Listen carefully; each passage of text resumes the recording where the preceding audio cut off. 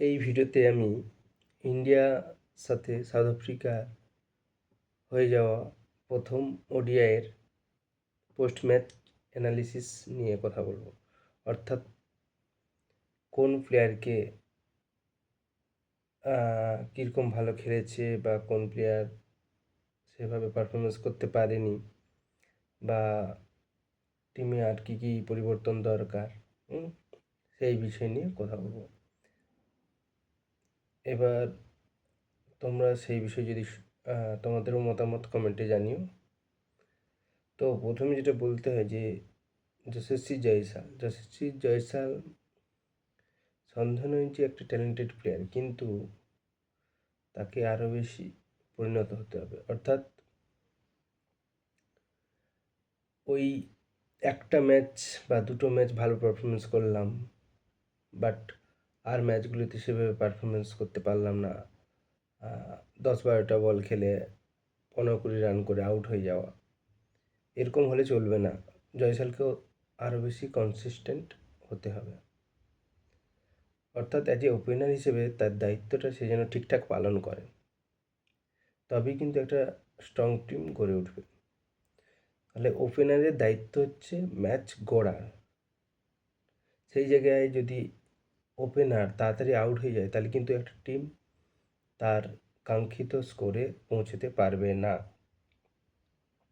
তো এটাই বলবো যে জয়সালকে আরও বেশি পরিণত হতে হবে।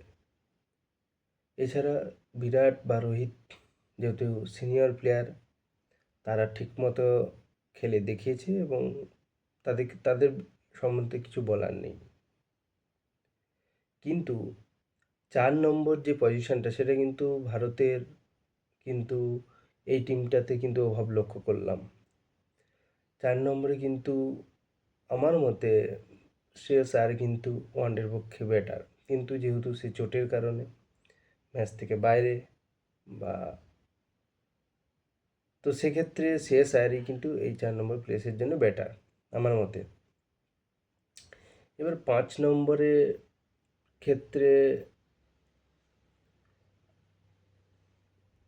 রাহুল ঠিকঠাক আছে। আর 6 নম্বরের ক্ষেত্রে আমার মনে হয় একজন ভালো ফিনিশারের দরকার, কারণ এই ইন্ডিয়া টিমে আমি লক্ষ্য করলাম যে ফিনিশারের অভাব রয়েছে।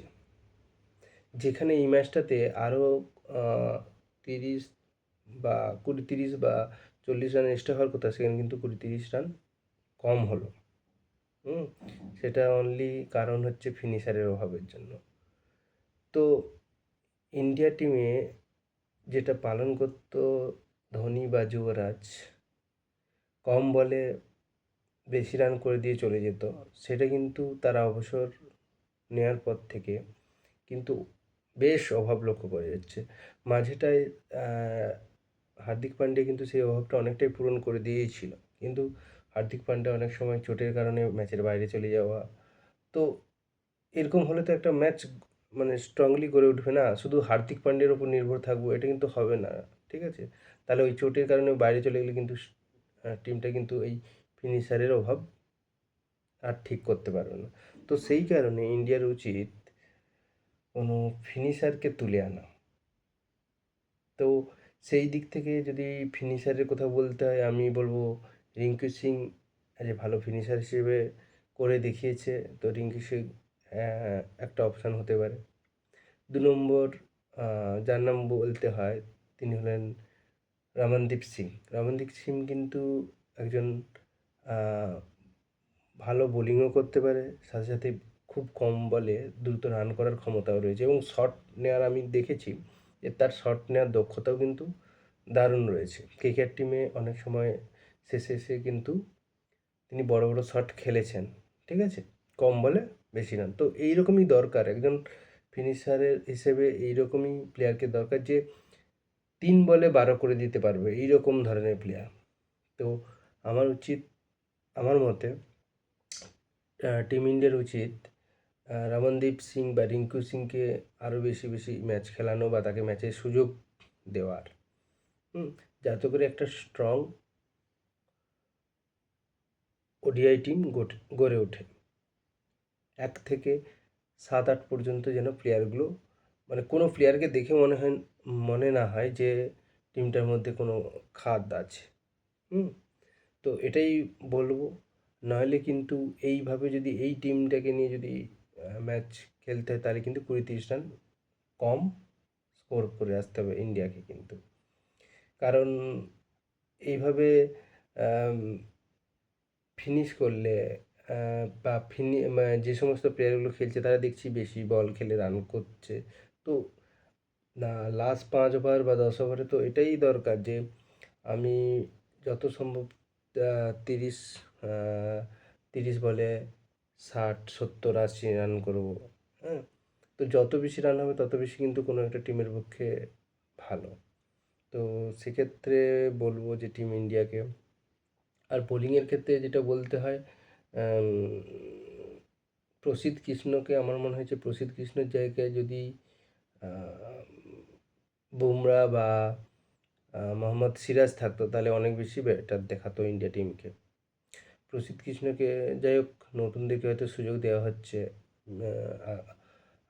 আগত বিশ্বকাপের কথা ভেবে, কিন্তু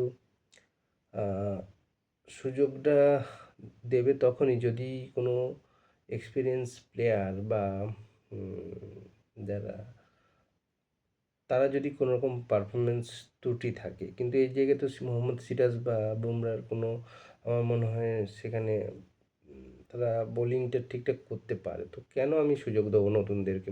হ্যাঁ, নতুনদেরকে সুযোগ দাও, কিন্তু 1টা 2টো ম্যাচ খেলাও, কিন্তু সব ম্যাচে তাদের সুযোগ দেওয়াটা আমার মনে হয় ঠিক হয়নি। তো এই হচ্ছে ব্যাপার। তো আবেগে ভেসে যে কিন্তু টিম গঠন করলে কিন্তু হবে না। টিমটাকে কিন্তু গঠন করতে হবে এই ভেবে যে যাতে করে প্রত্যেকটা ম্যাচ যেন জিততে পারে, এইভাবে টিম গড়ে তুলতে হবে। এবং হুট করে আমি নতুন প্লেয়ারদেরকে নিয়ে সুযোগ দিয়ে দেবো এটাও কিন্তু করা যাবে না।